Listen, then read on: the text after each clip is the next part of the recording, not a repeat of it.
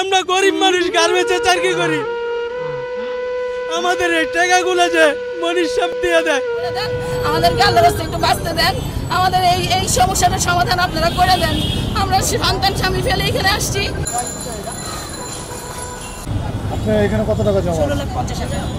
আসলে কি পারপাসে বা কোন লাভের আশা আপনার এখানে টাকা রাখছেন? আসলে ওনারা বলছিল যে ওনার অনেক প্রপার্টিজ আছে, অনেক বিজনেস আছে, উনি ভালো বিজনেস করতে পারে এবং উনি আমাকে বলছিল যে উনি আগে লস করে করে ব্যবসা শিখেছেন, এখন আর ওনার ব্যবসা কোনো লস হবে না। আমি বলছি ব্যাংক যে প্রফিট দিতে পারে না সেটা আপনি কিভাবে দিতে পারেন? তখন উনি বলছে আমি অনেক আগে থেকে কম দামে জমি কিনে রেখেছি, সেগুলো এখন আমি বেশি দামে সেল করি, এই জন্য আমি বেশি লাভ দিতে পারি। তবুও আমরা লাভের আশায় না, আমরা আমাদের টাকাটা জমানোর জন্য ওনার কাছে রাখছি যে আমাদের টাকাটা একসাথে হলে আমরা নিয়ে যাব। ওনার এখানে কথা ছিল টাকার প্রয়োজন হলে 7 দিন আগে ব্লকের ফটোকপি জমা দিলে 7 দিন পরে উনি আমাদের টাকাটা ফেরত দিয়ে দেবেন। পোস্ট অফিসে বা ব্যাংকে রাখতে গেলে সেটার একটা মেয়াদ থাকে 2 বছর 5 বছর, কিন্তু ওনার এখানে কোনো মেয়াদ নাই, যে কোনো সময় টাকা চাইলেই উনি আমাদের টাকাটা ফেরত দেবেন। এই আত্মবিশ্বাসে ওনার কাছে আমরা টাকা জমা রাখছি। আর সর্বোপরি একটা কথা হলো উনি বলেছেন যে এটা সমবায় সমিতি সরকারের আন্ডারে। হ্যাঁ, তো সরকার কখনো কারো টাকা মেরে দেয় না, এইখানে টাকা রাখলে এই টাকার 100% নিশ্চয়তা আছে। এগুলি বলে ওনার অফিসের লোকজন, মোনা ম্যাডাম, তারপরে সোমা ম্যাডাম, জাকির সাহেব, ওনারা আমাদেরকে বুঝাইছে, সাইফুল সাহেব, ওনারা আমাদেরকে বুঝাইছে যে এইখানে আমাদের এইভাবে টাকা পয়সা রাখলে এগুলা লস যাওয়ার কোনো অবকাশ নাই, আপনারা যখন টাকা চাবেন তখনই ফেরত পাবেন। আমাদের ব্লকের পিছনে ওনারা এরকম সিল মেরে দিয়েছেন যে 7 দিন ব্লক ভাঙানোর 7 দিন পূর্বে এটা ফটোকপি জমা দিলেই 7 দিন পরে আপনার যত টাকা মূল টাকা আপনি জমাইছেন সে টাকা আপনাকে প্রফিট সহ দিয়ে দিবে, লাভ সহ দিয়ে দিবে। আমি ওনাদেরকে চিনতাম 2013 সাল থেকে, ওনারা এতদিন ওনাদের কথা ঠিকভাবেই রেখেছেন, যখনই আমরা যাই রাখছি, যখন চাইছি এসে ওনারা দিয়ে দিচ্ছেন। তো যার কারণে আমাদের একটা অনেক আগে থেকে একটা বিশ্বস্ততা, এবং এই অত্র এলাকায় যে কোনো জায়গায় আপনি জিজ্ঞেস করবেন, যে কোনো দোকানদার, যে কোনো ক্ষুদ্র ব্যবসায়ী, তারা সবাই এখানে টাকা রাখছে। এইখানে এই পর্যন্ত 1100 গ্রাহক, ওনাদের ভাষ্য, তদন্ত করলে হয়তো আরও বেশি বের হবে। আর এখানে 132 কোটি টাকা ওনারা মানুষের থেকে নিয়েছেন, গ্রাহকদের থেকে।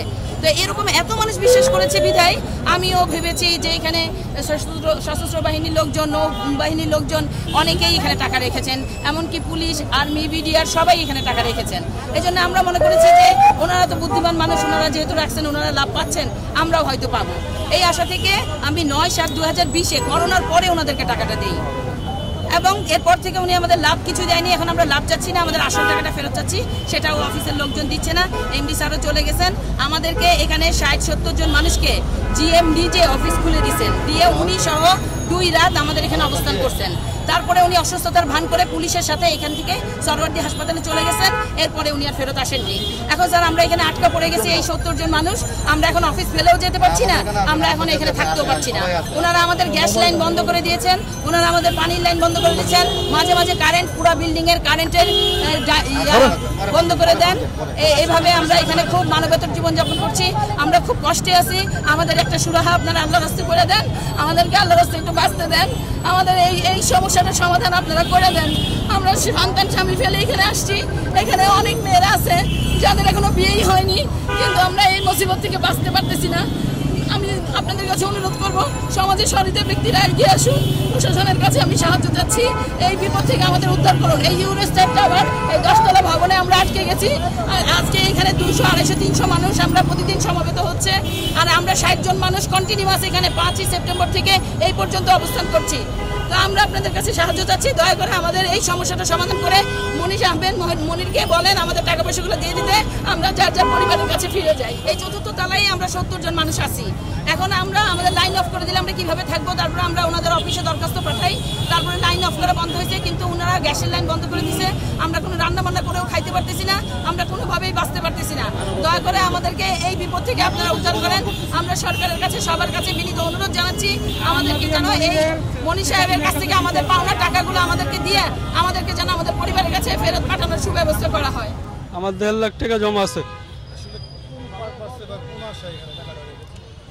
আমি কোনো আশায় কোনো রাখি নাই। আমাকে ওই বজলু আছে না, বজলু আমাকে একজনের মাধ্যমে আমাকে পুশিং দিছিল, বলে আমাদের এই জায়গায় এই প্রফিট, এই রাখেন, ব্যাংকে রাখলে এই প্রফিট তো আপনি পাবেন না, আপনি তো গার্মেন্টসের চাকরি করেন, গরিব মানুষ, আপনার 2 টাকা বাড়বে।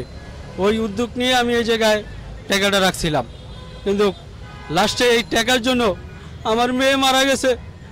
এই মনীষ সাহেব মনির সাহেবের হাতে পায়ে ধরছিলাম, আমি জিএম সাইবুলের হাতে পায়ে ধরছিলাম। আমার মাসুম বাচ্চা, 1.5 বছরের বাচ্চা, আমার 1.5 বছরের বাচ্চা মারা গেছে। টাকার জন্য আমি হাসপাতালে ভর্তি করে দিয়েছি। আমি জিএম এর হাতে পায়ে ধরছি। এই জিএম আমার লিফটে নামায় না, আমার গাদ ধাক্কা দিয়ে বাই করে দিছে। আমার মাসুম বাচ্চা আমার কোল থেকে সারা হয়ে গেছে। 5 তারিখ থেকে এই জায়গায় আমরা অনুসরণ পালন করতেছি। কোনো প্রশাসনের কোনো কেয়ার সহযোগিতা পাই নাই। আমরা এই দেশের নাগরিক, আমরা এই দেশ থেকে এখন অবহেলা হয়ে যাইতেছি। আমরা আমাদের প্রধানমন্ত্রীর কাছে একটা আবেদন, আমরা গরিব মানুষ, গার্মেন্টসে চাকরি করি, আমাদের এই টাকাগুলো যে মনির সাহেব দিয়ে দেয়, আমাদের খানা দানা নাই, আমাদের কোনো গা গোসল নাই। আমার বাচ্চা, এই 1.5 বছরের বাচ্চা, আমি হাসপাতালে ভর্তি করে দিয়েছি, শ্যামলী শিশু হাসপাতাল। আমি টাকার জন্য আছি, এই মনিরের সাইবুলের হাতে পায়ে ধরছি। আমি অনেক রিকোয়েস্ট করছি, আমাকে 20,000 30,000 টাকা দেন, আমার বাচ্চাকে আমি বাঁচাই। আমার বাচ্চার লাশ বন্ধক মারা গেছে, 1 বছর হয়েছে। করোনা কালে থেকে আমি টাকার জন্য 3 বছর আমার 1.5 লাখ টাকা মারতো। 1.5 লাখ টাকার জন্য আমি অনেক হাতে পায়ে ধরতেছি, ওনারা কোনো পাত্তা দিতেছে না। আমি গার্মেন্টসে চাকরি করি, আমি কয় টাকা বেতন পাই? আমার মা মারা গেছে আমাকে 1.5 বছর দিয়া। আমি ছোটকাল থেকে আমি লাইফ মাসে 30 টাকায় বড় হইতাছি। আমি একদম অসহায় হয়ে গেছি। আমার এই টাকাগুলো যদি আমি পাই তাহলে আমি উঠে দাঁড়াইতে পারবো। আমার এই বাচ্চা এই আগামী মাসের 22 তারিখে 1 বছর হবে। সাইবুল জিএম ও অনেক প্রতারণা করছে, অনেক লাভ ব্যবহার করছে, মা মাসি তুইলা গালাগালি করে, ও হুমকি তুমকি দেয়, ও আমাদেরকে এই জায়গা থেকে বিদ্যুতের লাইন কাটা দেয়। হ্যাঁ, আমি থাকাকালে এই জায়গা থেকে লাইন অফ করে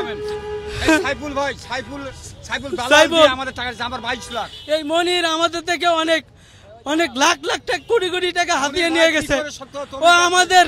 ও আমাদের ভুলভাল শাসন দিয়ে, আমাদের ভুলভাল জ্ঞান দিয়ে এই মনির অনেক টাকা, আমাদের কোটি কোটি টাকা হাতিয়ে নিয়ে গেছে।